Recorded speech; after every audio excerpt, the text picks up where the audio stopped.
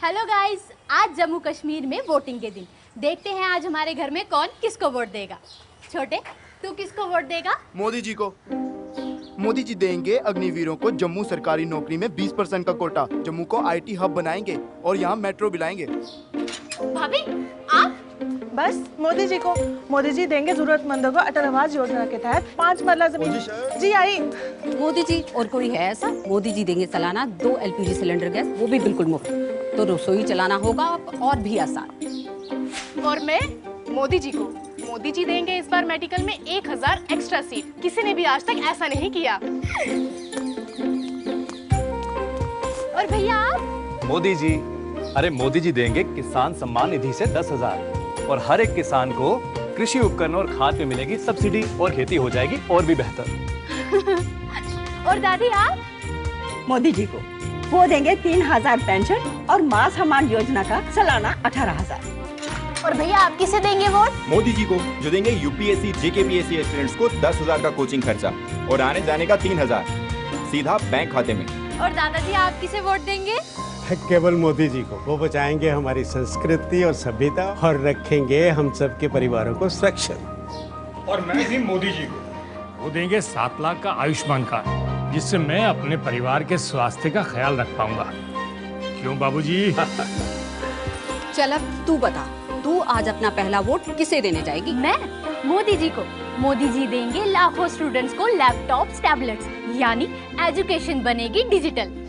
अब चले, मोदी जी इंतजार कर रहे हैं। चलो दादाजी।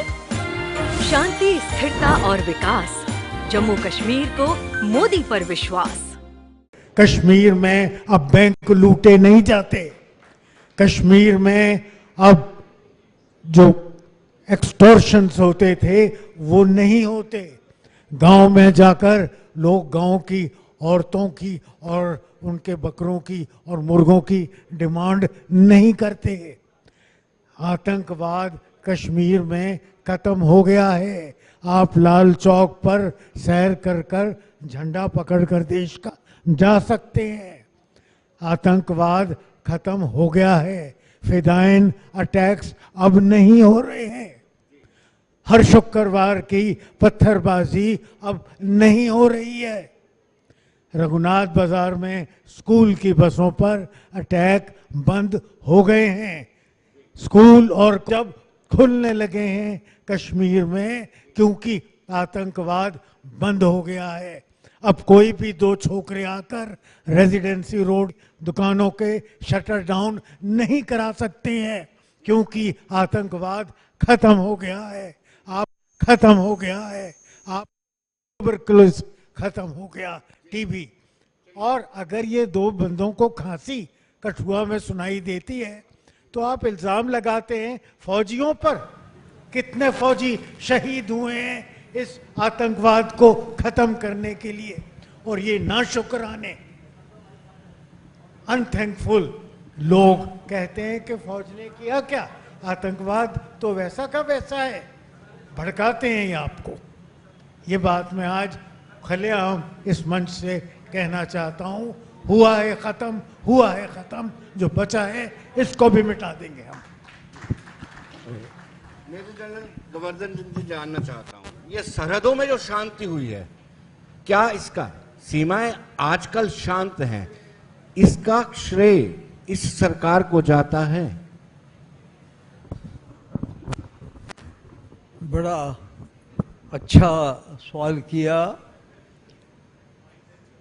सरहदें जो हैं, आप डोगरा लोगों की, ये आपकी देन है, हमारे बुजुर्गों की देन है कि वो हिमालय पार करके लद्दाख फतह करने चले गए, हमारे बुजुर्ग। और 22 रियासतें लद्दाख की फतह की, 22 रियासतें गिलगित बल्तिस्तान की फतह की और जम्मू के साथ मिला दी। और हिंदुस्तान की सबसे बड़ी रियासत, 565 रियासतों में सबसे बड़ी रियासत जम्मू कश्मीर, लद्दाख, गिलगित बल्तिस्तान, तिब्बत, हाँ, ये नाम था हमारा 1947 में जब मैं भर्ती हुआ था 15 अगस्त से पहले। उस किस्म की ये हमारी इज्जत थी, वो हमारी शान थी। लेकिन शेख अब्दुल्ला साहब ने और नेहरू साहब ने मिल के सत्यानाश कर दिया हमारा। आज जो हालत हमारी बनी है ये इन वजह से बनी है जी। और इन दो की वजह से अंग्रेजों ने हमला किया हमारे पर। पाकिस्तान ने हमला नहीं किया।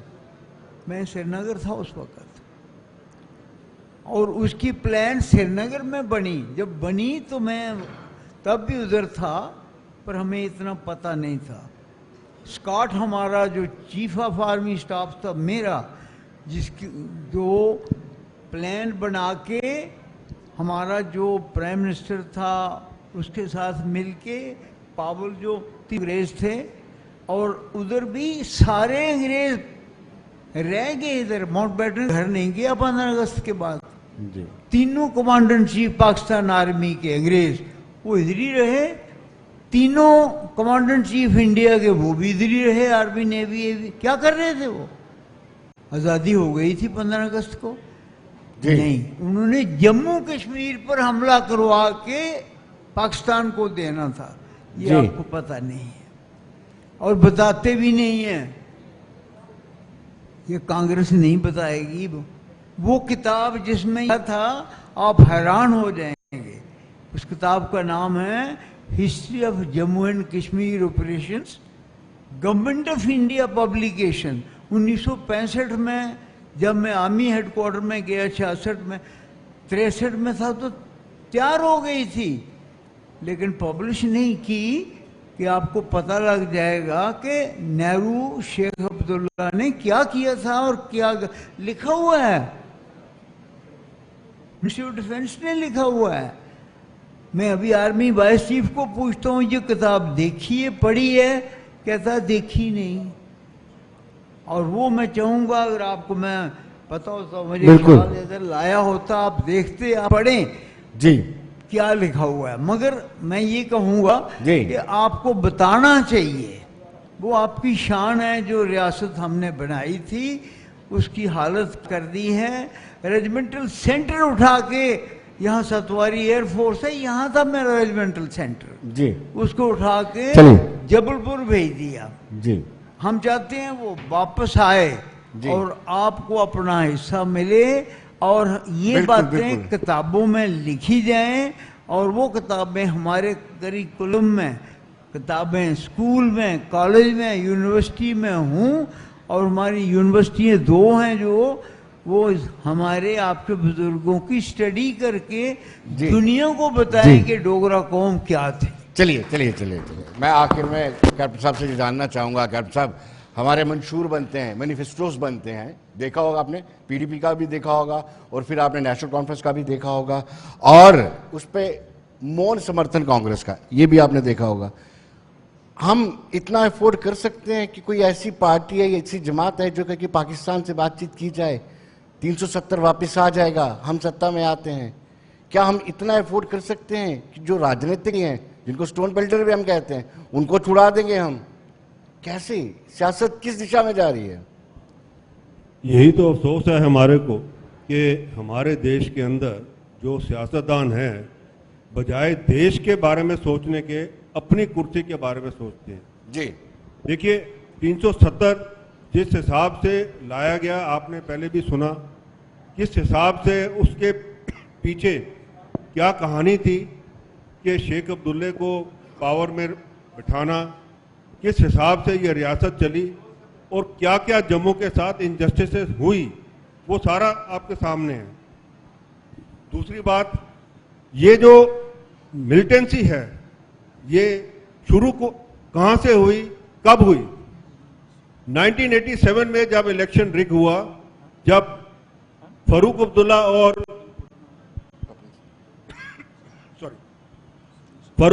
और राजीव गांधी अकॉर्ड जो हुआ, जिसके तहत आके ये इलेक्शन रिग हुआ और एक आदमी यूसुफ शाह जी जो एक टीचर था वो आज सैयद सलाहुद्दीन बन गया।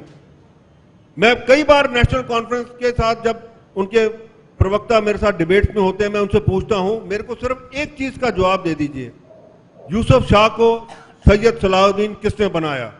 आज तक वो नहीं दे सके। और आप सबको पता है वो कैसे बना। जब आप एक आम नागरिक की आकांक्षाएं, उसकी पॉलिटिकल चीजें उससे छीन के उसको जेल में बंद कर दें तो वो मिलिटेंट ही बनेगा। आज ये कहते हैं कि जी पाकिस्तान के साथ बात करें। एक तरफ से पाकिस्तान जो है वो आपके घरों के ऊपर, आपके फौजियों के साथ, आपके बाकी लोगों के साथ, आप देखिए कश्मीर के अंदर कितने लोग, कितने इनोसेंट लोग मारे गए हैं जी। अब आप उस मुल्क के साथ बात करना चाहते हैं जो रोज इन्फिल्ट्रेशन की जो है कतार पे लगा हुआ है। हर रोज आपको पता है लाइन ऑफ कंट्रोल पे, इंटरनेशनल बॉर्डर के ऊपर, वहां पे 2-3 जो है टेररिस्ट मारे जाते हैं। टनल्स बनाए हुए उन्होंने आने के लिए।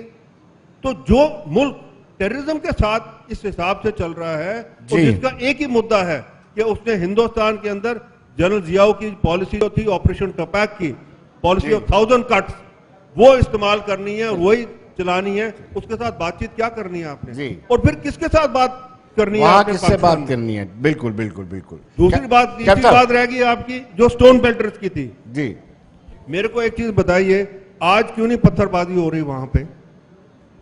आज कश्मीर के अंदर क्यों नहीं पत्थरबाजी हो रही? आज गणेश चतुर्थी का वहां प्रोसेशन निकल रहा है, जन्माष्टमी का प्रोसेशन निकल रहा है, हिंदुस्तान का तिरंगा जो है लहराया जा रहा है, पत्थर क्यों नहीं चल रहे? ये सोचने वाली बात है। ये पत्थर तब चलते थे जैसे कि एक प्रवक्ता ने यहां पे इसी मन से बोला कि उनको पैसे मिलते थे। वो जो मनी ट्रेल थी, वो जो पैसा आ रहा था, पाकिस्तान ने अपने आप को तो बिल्कुल कंगाल कर दिया, साथ में यहां के लोगों को भी आग के अंदर झुलस दिया। वो पैसा बंद हुआ है, वो पैसा सारा कुछ खत्म हुआ है, और तब जाके ये पत्थरबाजी बंद हुई है। आज बच्चे जो हैं वो, उनको पता है कि मैं लैपटॉप लेके जो है वो फायदेमंद है मेरे लिए बजाय पत्थर के। और आपके सामने प्रेस के अंदर आ चुका है कि बच्चे बयान देते थे कि हमें टीचर जो है वो जबरदस्ती कहते थे कि अगर आप पत्थर मारने नहीं जाओगे तो आपको फेल कर देंगे। कैप्टन साहब, समय का अभाव है। कैप्टन साहब आपका बहुत बहुत शुक्रिया।